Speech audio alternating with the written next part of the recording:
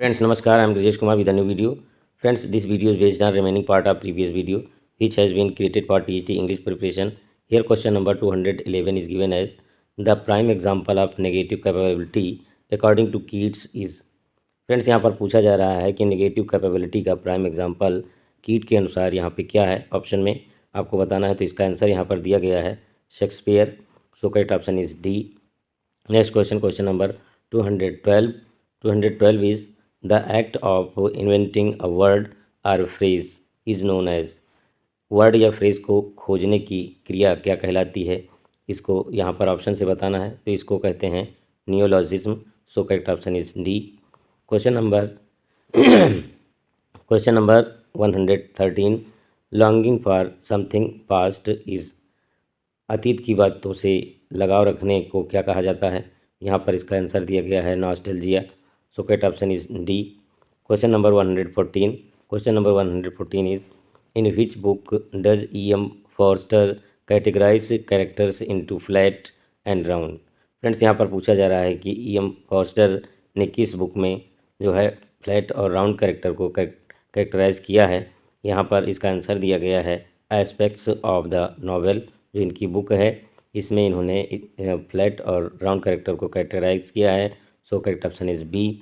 Question number 115 is Thomas Nash the unfortunate traveller और the life of Jack Wilton is.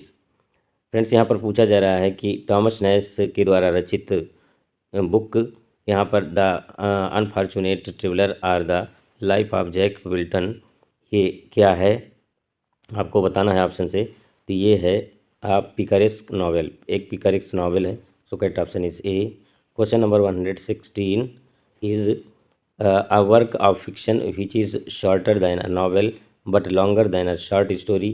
कहानी लेखन की ऐसी विधा जो कि नॉवेल से छोटी परंतु लघु कथा से लंबी होती है, इसको क्या कहा जाता है। यहाँ पर इसका आंसर दिया गया है novelette. So correct option is B. Question number 117 two written or spoken vowels pronounced in one syllable are known as. Friends, यहाँ पर आपसे पूछ रहे हैं कि दो ऐसे लिखे हुए या बोले जाने वाले वॉवेल जो कि एक साथ बोले जाते हैं, जिनका सिलेबल एक साथ उच्चारित किया जाता है, इसको क्या कहते हैं। तो यहाँ पर इसका आंसर दिया गया है diphthong. So correct option is A. Question number 218 it is a lyric in the form of an address dignified in theme feeling style and tone. It has 3 moments strophe antistrophe and epode. What is it. Friends, यहाँ पर पूछा जा रहा है कि एक ऐसी lyric form जिसमें address, dignified theme, feeling, style और टोन होता है, इसमें जो है स्टॉफी, एंटीस्टॉफी और एपोड भी होता है, इसको क्या कहा जाता है। तो ये ओड की विशेषताएं होती हैं। So correct option is C. Ode में ये सब पाई जाती हैं, स्टॉफी, एंटीस्टॉफी एंड एपोड।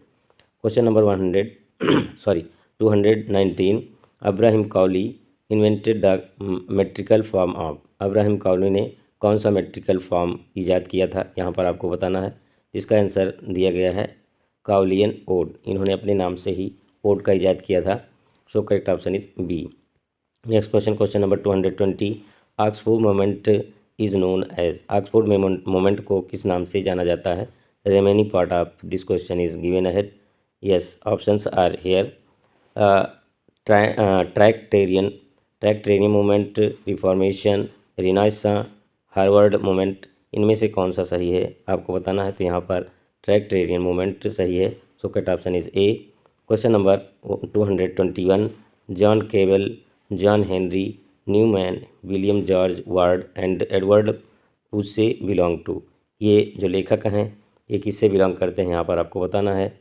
तो ये ऑक्सफोर्ड मूवमेंट से बिलोंग करते हैं। So correct option is C.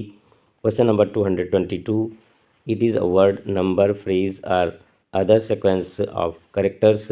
In Greek it means running back again. It is read as the same backward as forward. For instance madam, civic, radar etcetera, it is known as.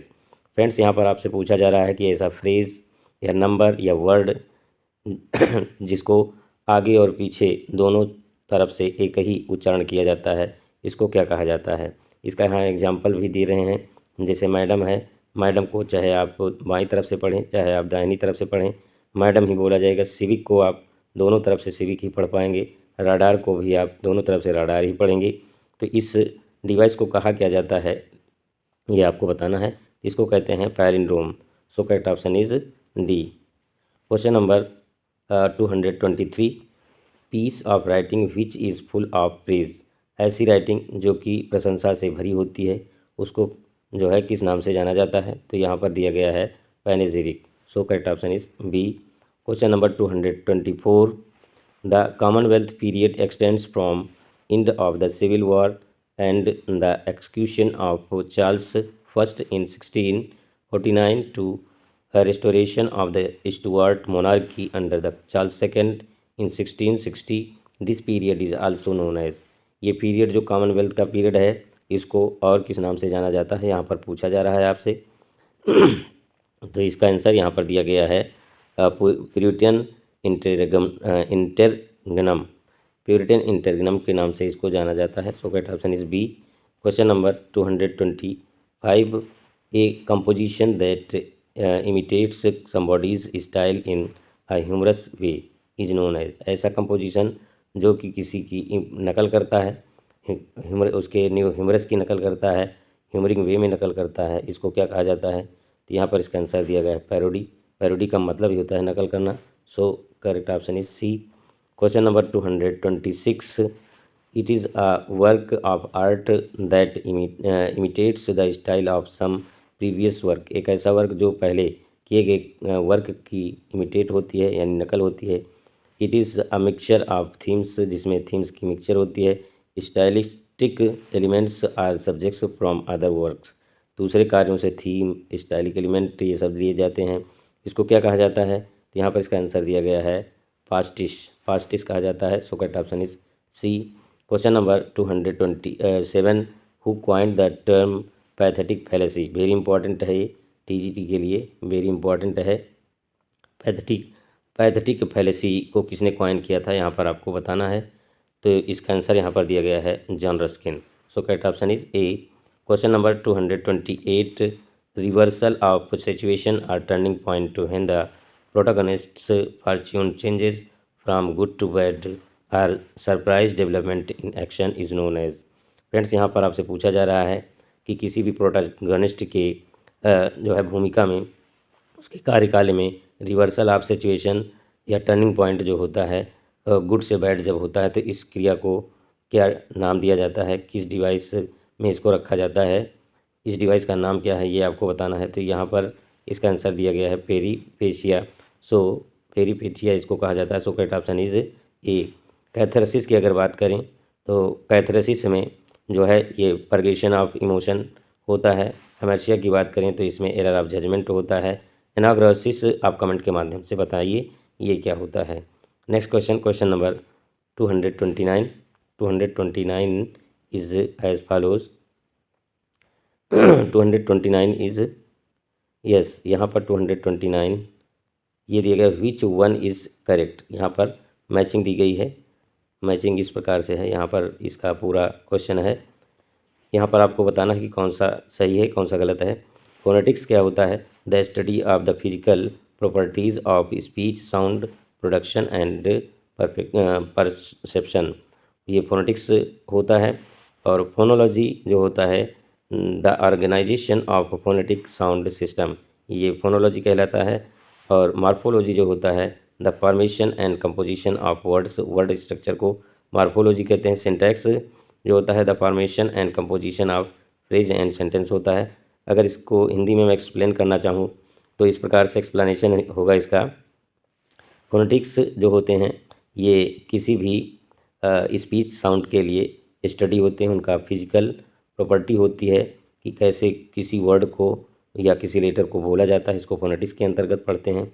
Phonology की अगर बात करें तो जितने भी letter या word होते हैं इनको क्रम से जब लगाया जाता है तो उसको फोनोलॉजी कहा जाता है। जैसे लोटस में अगर स्पेलिंग इधर उधर कर दी जाए तो वो सही नहीं माना जाएगा। LOTUS लोटस, जब ये इस सिस्टम में रहेगा तो इसको हम फोनोलॉजी कहेंगे। मार्फोलॉजी की अगर एक्सप्लेनेशन करें तो शब्दों का जो निर्माण होता है अक्षरों से उसको हम मॉर्फोलॉजी कहते हैं। सिंटैक्स की अगर बात करें तो सिंटैक्स में शुद्धता देखी जाती है, फ्रेज की या सेंटेंस की शुद्धता देखी जाती है कि सही है या गलत है। इस प्रकार से इसका एक्सप्लेनेशन मैंने आपको बताया। अब यहाँ पर आपको ऑप्शन चुनना है कि यहाँ पर ऑल आर करेक्ट, सभी सही हैं, so correct option is C. Question number 130 is using more words than necessary is a rhetoric device. एक से अधिक शब्दों का चुनाव जो होता है एक रिटोरिक डिवाइस होता है। जैसे इसमें दिया गया है black darkness, burning fire, people's democracy are its example this device. इस डिवाइस को कहा किया जाता है, यहाँ पर आपको बताना है। तो ये होता है pleonasm, so correct option is B. वैसे इसको टॉटोलॉजी भी कहते हैं, लेकिन यहाँ प्लेोनाज्म दिया गया है ऑप्शन में। तो यहाँ पर थोड़ा सा एक्सप्लेन करना चाहूँगा मैं। ब्लैक डार्कनेस में ये ब्लैक लगाना या डार्कनेस लगाना, दोनों में से एक जो है इसमें सुपर प्लस है। बर्निंग फायर में भी जो है एक वर्ड सुपर प्लस है, चाहे जिसको आप कर लीजिए। पीपुल्स डेमोक्रेसी में, क्योंकि पीपुल की ही डेमोक्रेसी होती है, तो यहाँ पर भी ये सुपर प्लस है, इसलिए प्लूनाज्म है। फ्रेंड्स, आज के वीडियो में बस इतना ही। यदि वीडियो आपको अच्छा लगे तो लाइक करें, ना अच्छा लगे डिसलाइक करें, कमेंट करना बिल्कुल भी ना भूलें। और यदि इस वीडियो से आपको कुछ लाभ मिलता है तो please support me and subscribe my channel to get notification as soon as you wish. Thank you very much.